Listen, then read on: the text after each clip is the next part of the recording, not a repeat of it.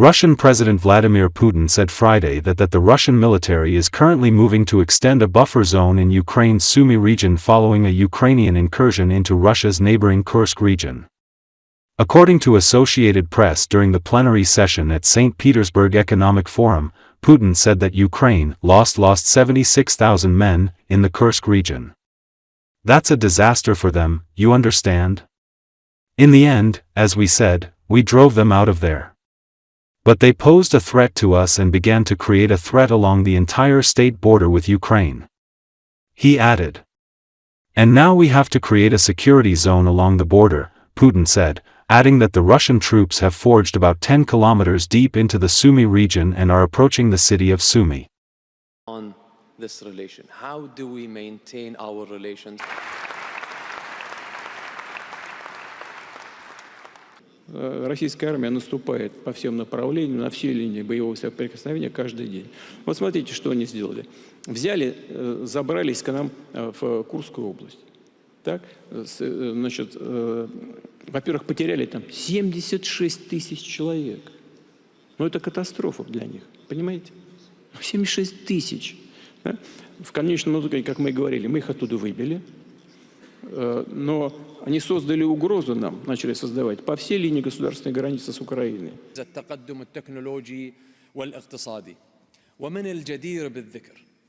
Получат какие-то дивиденды с этого. А мы теперь вынуждены создавать зону безопасности вдоль границ на очень многих участках. И они отвлекают туда свои вооруженные силы, которых и так не хватает на принципиальных участках вооруженной борьбы. Я уже говорил, 47% укомплектованности боевых подразделений. 47 всего. Они, в общем-то, теряют боеготовность. President Vladimir Putin, President Challenges together.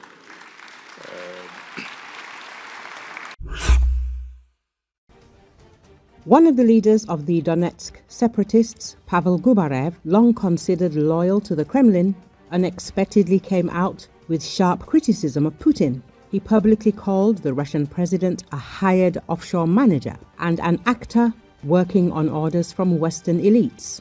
In the conditions of Russian censorship, such statements sound like a challenge. Analysts predict that Gubarev's arrest is just around the corner.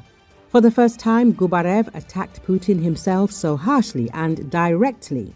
In his Telegram channel, he stated that the Russian president is just a talking head, appointed to the role of a good Tsar to cover up the interests of Western elites. According to him, even the appointment of Kirill Dmitriev as a negotiator with the United States occurred by personal order of Putin, which, in Gubarev's opinion, confirms the Kremlin's dependence on foreign interests. Gubarev blames not just Putin personally, but his entire team, which took shape by the end of the 2000s as the main source of the disasters occurring in Russia. He claims that even ardent patriots do not realize the scale of manipulations because actor Putin is fulfilling his task well. Such criticism is especially significant given that Gubarev is not a liberal oppositionist. On the contrary, he was one of the symbols of the so-called Z Russia. His harsh statements testify to deep disappointment even among the ultra-patriotic part of Russian society, which previously blindly believed in the supreme power. Earlier, Gubarev predicted a catastrophe for Russia after the end of SVO. He made a gloomy forecast for the future of Russia.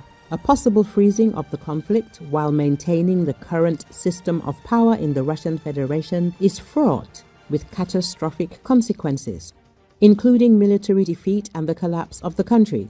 Gubarev, who has long been in the circle of the Russian army, made a frightening prediction about a possible freezing of the conflict. In his opinion, if Russia tries to stop the war without changing the system of power relations, the country will face an internal catastrophe, a crisis of governance and massive social upheaval. Gubarev emphasizes, freezing the conflict does not bode well for Russia. The Russian army forces have failed to achieve their goals of demilitarization and denazification of Ukraine in 4 years. The reason, in his opinion, is not objective military factors, but internal sabotage and the system's inability to mobilize the economy and society.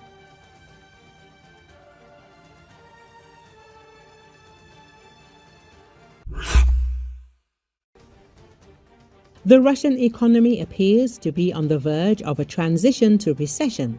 Russian Economy Minister Maxim Rashetnikov said, adding that the next step will be decisive. The comments underscore Russia's mounting economic challenges as it continues its all-out war against Ukraine.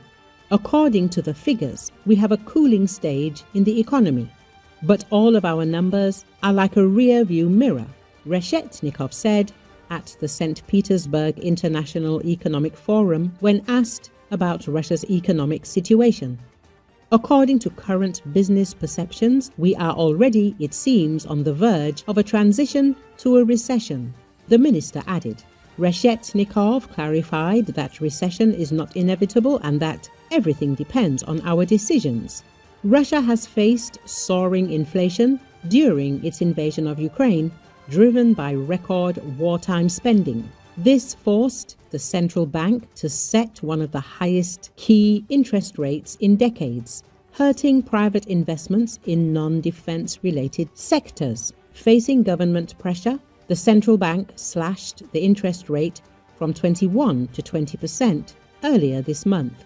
Rashetnikov himself urged the central bank to cut rates in order to boost growth, aiming to achieve a 3% growth target set by Russian President Vladimir Putin. Russia has been forced to slash key projects across various sectors in the face of an economic slowdown brought on, in part, by plummeting oil prices. Major Russian exporters have also cut down on rail shipments of metals and oil products, even beyond earlier projected reductions. Earlier, Vitaly Shapran stated the budget that the Russians adopted does not demonstrate a margin of safety, but only puffs out the cheeks and creates the appearance of strength. To a certain extent, this is Moscow's show-off to force signing a peace agreement that is beneficial to Putin. After all, when it moves from the TV to the refrigerator, it becomes clear that this affects people's lives. We will now talk about taxes, inflation, and we will see that Russia is under pressure from economic problems. The fact that Putin does not declare a general mobilization and is ready to pay huge amounts of money to attract new mobilized people indicates that the regime feels insecure, the expert says. In addition, the war started by Putin's regime has once again demonstrated that there are significant conflicts in the Russian state vertical, and Putin is far from being the commander he wants to appear to be. For example, Transneft began to act at its own discretion. They did not like the 40% tax burden, and there are many such examples. Shapran emphasized that now only individual representatives of the system dare to criticize the government. According to him, while it is difficult to call such processes democracy, a certain manifestation of discontent is recorded. In business circles, they ask a logical question.